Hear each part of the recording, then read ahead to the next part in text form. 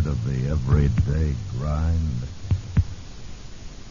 Ever dream of a life of romantic adventure? Want to get away from it all? We offer you Escape. Escape, designed to free you from the four walls of today for a half hour of high adventure.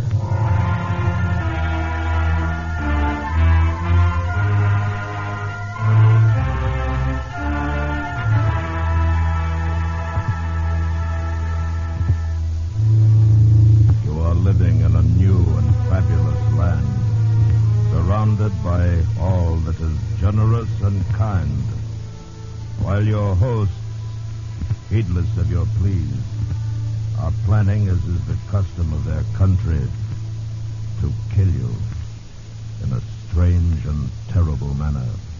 Listen now as Escape brings you the fantastic story of the Voyages of Sinbad.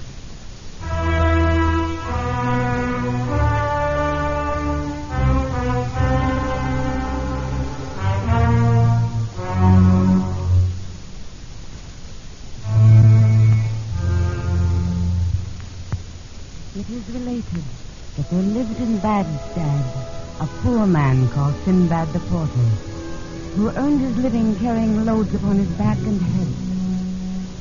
One day, as he was sweating and staggering in the great heat, he passed the door of a house which to him seemed to belong to a rich merchant. Wearily, Sinbad the Porter set his load on the ground and sank onto a bench near the door. He marveled at the scented air and the sounds of birds from within the garden. And after a few minutes, the door opened and a slave came toward him and bade the porter follow. And they went in and entered a great hall. Welcome. Be at your ease.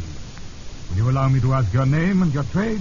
Oh, master, I am called Sinbad the Porter, and I carry heavy loads for light saving. Porter, your name is the same as mine, for I am called Sinbad the Sailor. I requested you to come here, for I saw you sitting outside my door, and your weariness and misery touched me. Oh, master, in the name of Allah, do not blame me for my grief. There is no need to be ashamed. There's no shame in poverty. When you have heard all my adventures, you will understand what trials I have had to undergo to purchase the wealth you see about you, with strange and terrible labors, with calamities and misfortunes which are hardly credible. Seat yourself by my side, partake of the food and wine you see about you, and I shall relate to you my extraordinary voyages. Then perhaps you will have more faith in your own destiny, which, unknown to you, has been written, and as it is written, must inevitably come to pass.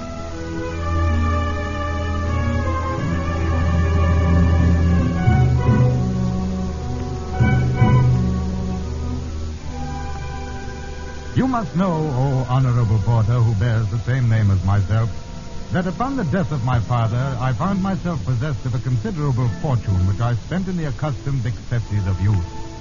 And when I found that my purse was nearly empty, I determined to travel. And going to the market, bought myself a lading of varied merchandise which was carried on board a ship just starting from Baghdad with other merchants. We made excellent time across the seas, trading to great profit from island to island, until one day, in mid-ocean, a tempest came upon us, and the great seas broke our ship to pieces and washed all who were aboard into the gulfs of the water. Thanks to Allah, I found the plank, and clinging to it for several days, found myself thrown more dead than alive upon the beach of an island.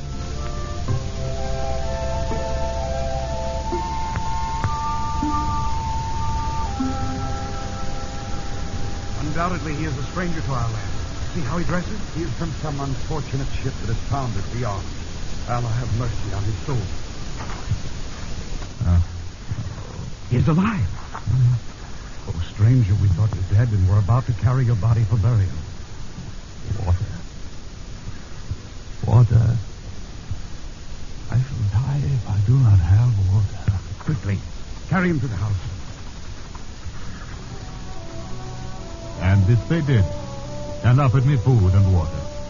until, having recovered, I was taken to be presented to the king, who received me with great joy, for I was a stranger, and it was the custom to behave in that fashion.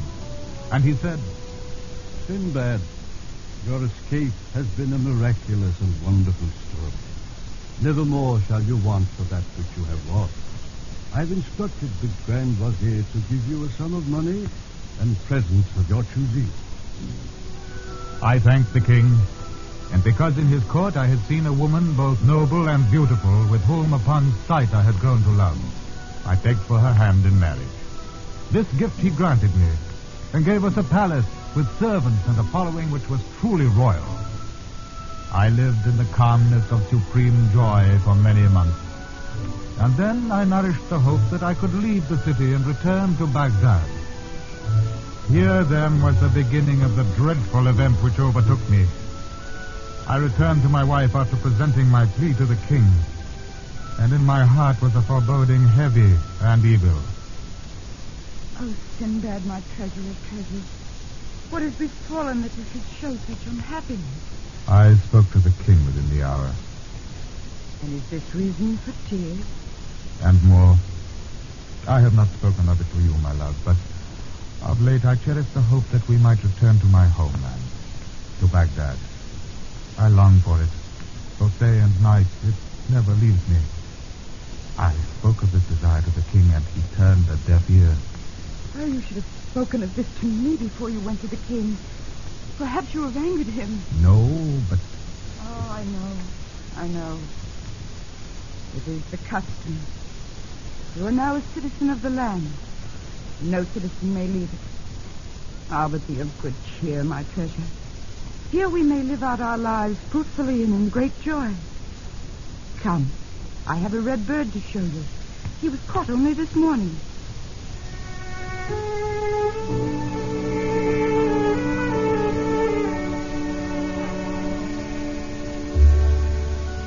But I could not rid my mind of the fears which grew one upon the other. I was virtually a prisoner in the land.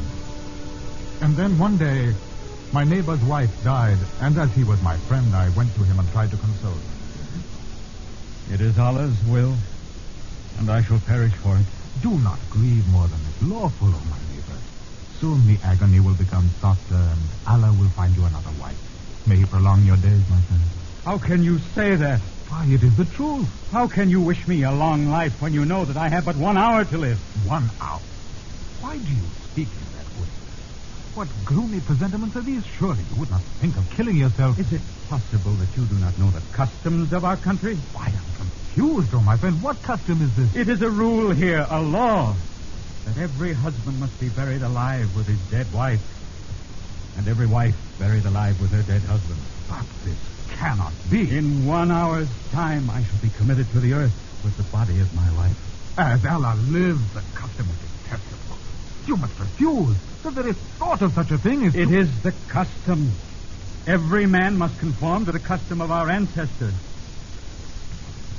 Now I bid you farewell, for I must prepare myself for what is to come. And as I stood in his house, the friends and relations of my neighbor gathered, formed a procession, and the funeral went forward. The woman's body was placed in an open casket, dressed in her most beautiful garments and wearing the chief of her jewels. And the husband walked beside the coffin. We all proceeded with slow steps towards the place of burial. The man Abdul, who had befriended me at the shore, explained what was to happen. There, Sinbad, where the stone cover is being lifted, it covers a well of great depth. That is where they lower the body? Yes, and afterwards the husband will be put in. But he will surely die. Is there no escape? None. A large jar of water and 7 loaves will go with him. Then the stone cover will be replaced. As it is written, so must it be. Look, he suffers this to be done with no complaint. It would be useless. Slowly my neighbor was lowered into the well. And then, as Abdul had spoken, the stone cover was replaced, and we all returned whence we had come. I was sick with fear at what I had seen. In all my travels, never had I witnessed so barbarous a custom. And though my love for my wife was great, my fear was greater. The only consolation I could find was in the thought that I should be the first to die, and therefore I would not suffer the burial alive. But this consolation was vain. For a short time afterwards, my wife fell ill of a strange malady. You will be well again. Oh, my love. No. No, never again. I'm so weak. The day becomes night. My love, my treasure, do not speak in this way. I have sent for the highest physicians in the land. They will bring ointments with which to cure you. My jewel, you must live. You must. Where are you? Sinbad. Sinbad.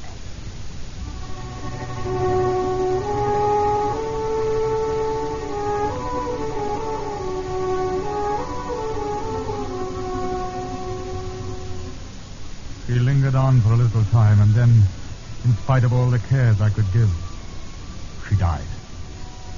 My grief and horror knew no bounds, and I had no doubt as to my fate when the king came to visit me and consoled me over my approaching end.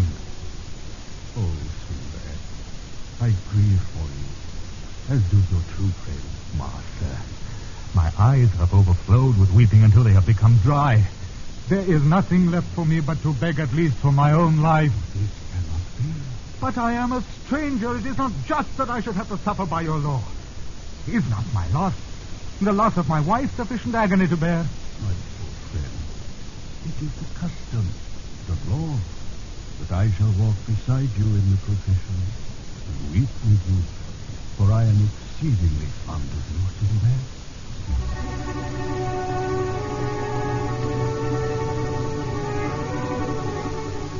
And so it was done. We came to the well beside the mountain which overlooked the sea, and my dear wife's body was lowered into it. And then, in spite of my struggles and lamentations, ropes were fixed under my arms, and tying a jar of water and 7 loaves of bread to my back, they began to lower me into the well. Farewell. Oh, Sinbad, farewell. No, I do not deserve this. I cannot die like this. No! Their voices came from a greater and greater distance, echoing the mournful wail about me, until the sounds became lost in the blackness. Down, then deeper was I lowered. And then I reached the bottom. The rope end was released from above, and I saw the light of the opening disappear as they replaced the great stone cover and went their ways. I was alone in that fearful underground place.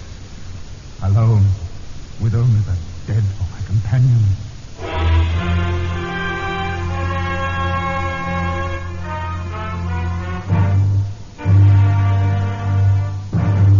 We will return to Escape in just a moment, but first, smart young ladies over 18 who are style conscious and love their country will find that they look first-rate in the uniform of the United States Army or Air Force. Ask at your nearest recruiting office and find out which of the many fascinating openings fits you best. Enlist and serve with honor. Defense is everybody's job. And now, back to Escape.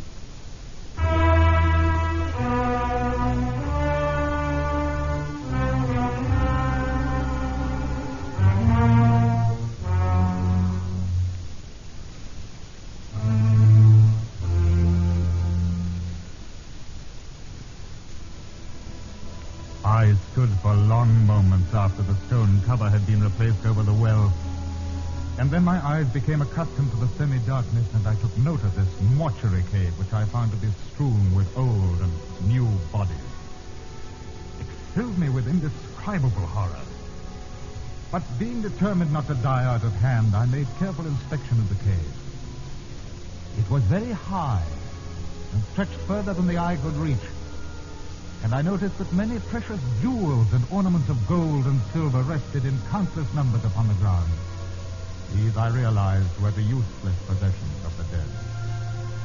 For 2 or 3 days I lived thus, ever searching for a way out, until I heard the stone cover of the wall being removed, and a woman's body was lowered in its coffin.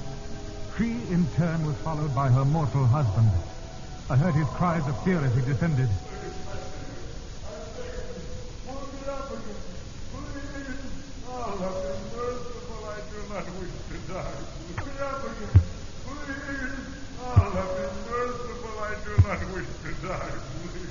myself, the rope hurtled down after him and the stone cover was replaced.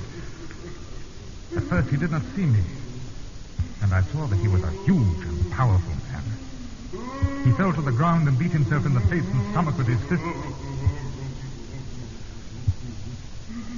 Hear me, your friend. Who's there? Answer me for the love of Allah. Who is it? I cannot see you. Who are you? Do not come nearer. Be in peace, so my friend. I am but Sinbad the sailor who was put into this place but a few short days ago. You are human? You are alive, but I thought all who came here died. The bread and water gives us nourishment for a little while. In that time we may seek an escape. There is no escape. It is Allah's will. I curse the woman I married that she should bring me to such an end. No. Speak gently of her, friend. It is more the fault of yourself than hers. You should have seen to it in life that this horrible thing, this law, would be abolished. It is the custom. No man can stop it. It is the custom.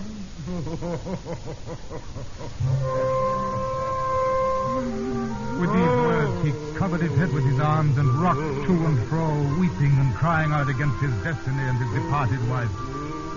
I withdrew for him, for it suddenly came to me that in this brute I would have much to fear. I had eaten and drunk sparingly, but my wants were little when compared with the girth of the stranger. And therefore I hid my remaining food and water and resolved to use them only in a most secret manner. But after the passing of 2 days, I knew that my companion had eaten his 7 loaves with huge appetite and was watching me to discover the hiding place of my own stores. We are brothers, O Sinbad. Give me but a slice of your bread, else I must starve. There is but enough left for myself to give to you will hasten my death as well as your own. Then tell me where you have concealed it, that I may better imagine the taste of bread and water, even though I may not share it with you. And then, in an unguarded moment, he discovered the place where I had concealed my poor scraps and dregs of water. With a mighty lunge, he tore all from me and like a wild beast began to devour the food. Wait! You leave nothing for me! Oh, what fool are you, then? But live in peace with the knowledge that I did not have to wring it from you.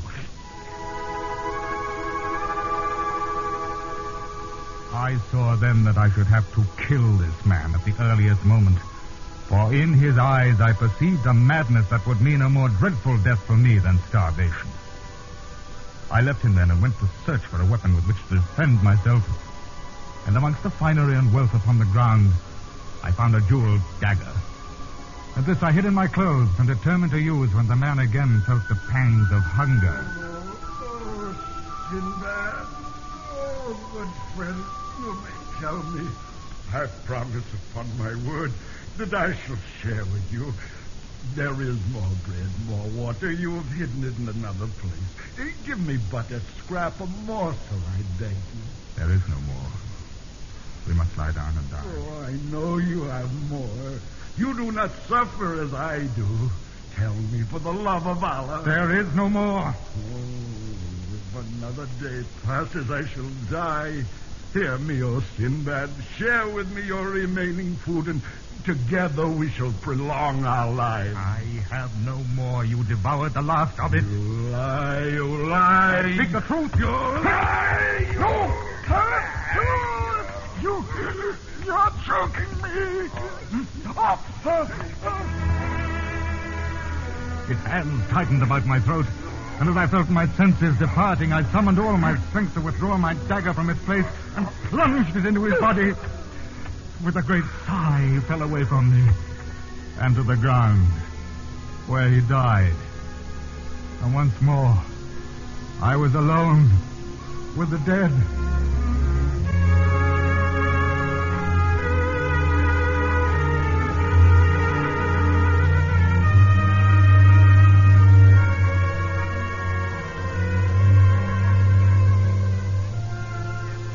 3 days and more passed.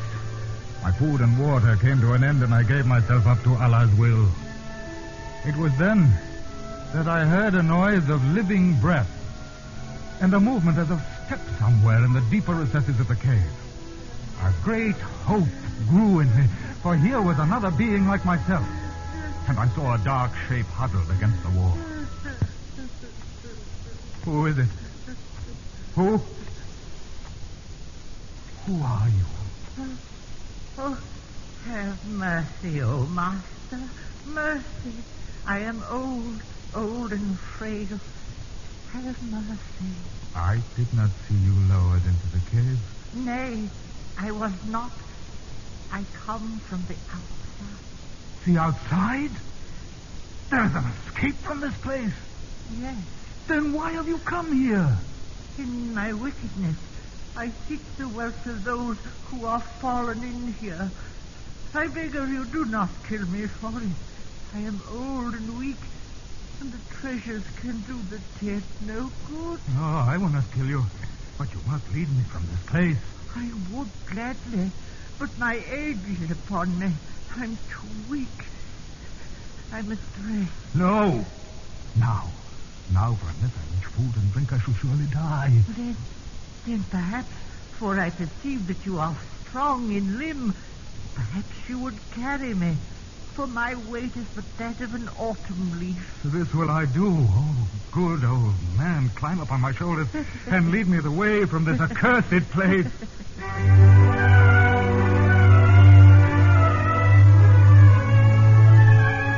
And to my great joy, he did as I bade him.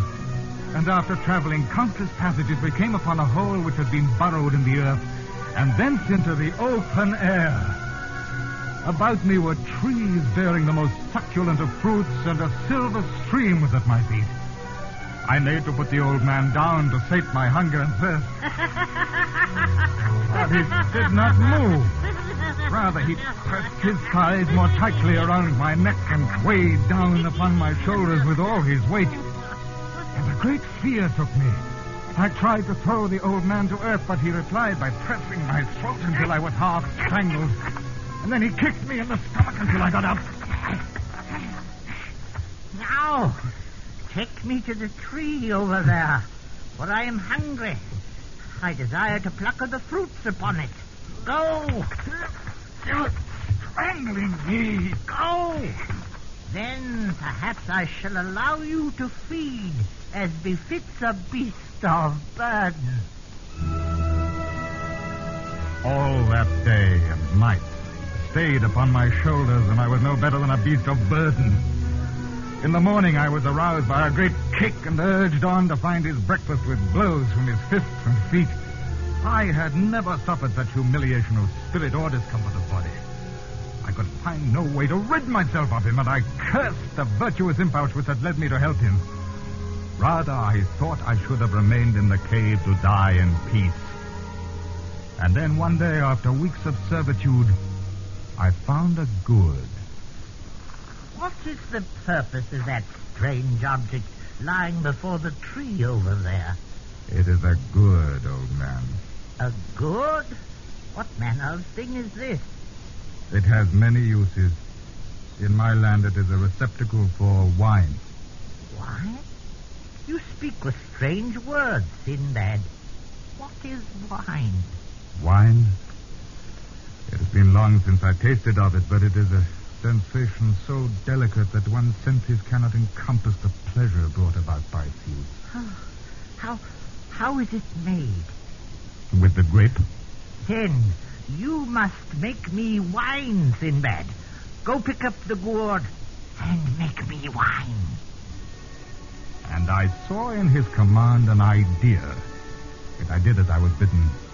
I squeezed the grapes of a prolific vine into the gourd and allowed it to ferment, and when the fermentation had ceased, he ordered me to taste of it to test its quality. Well, Sinbad? It is very fair, old man. And you drank it all yourself? Give me the gourd, slave! Whereupon he carried the wine to his lips and drank it to the last drop and threw the gourd far up among the trees. Soon the wine began to work on his brain. First he danced and jigged on my shoulders and then half collapsed with slack muscles. With a rapid movement, I threw the old man to the ground, then fell upon him and smashed his skull to pieces with a rock. And thus he died. May Allah have compassion upon his soul.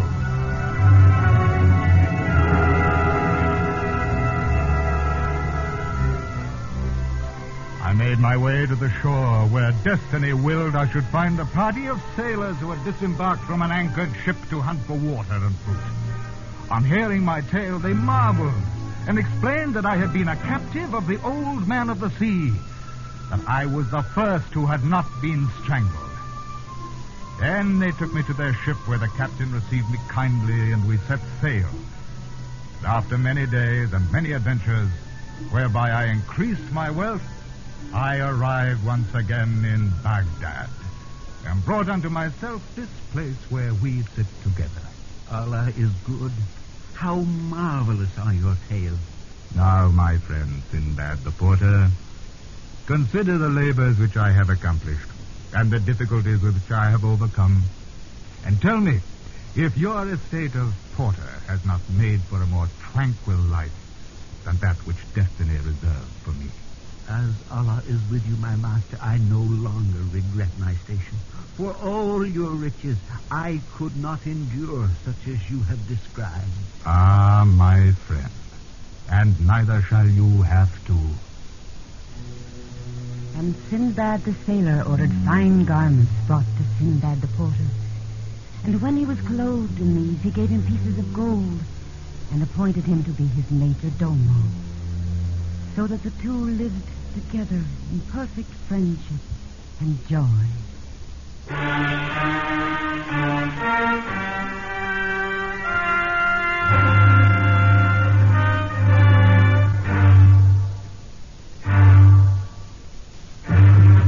Escape has brought you The Voyages of Sinbad, adapted and directed by Anthony Ellis, starring Ben Wright as Sinbad. Featured in the cast were Joseph Kearns, Ted DeCorsia, Whitfield Connor, Herb Butterfield, Parley Bear, Amanda Blake, Georgia Ellis, Larry Thor, and Kurt Martell. The music for Escape was composed by Rimsky-Korsakov and conducted by Leif Stevens. Next week. You are in command of a ship sailing with sealed orders into an ocean fraught with danger, while the enemy whom you seek is lying in wait for the moment when they will close in and strike, leaving you no escape. So listen next week when Escape brings you Anthony Ellis's exciting story of adventure on the high seas.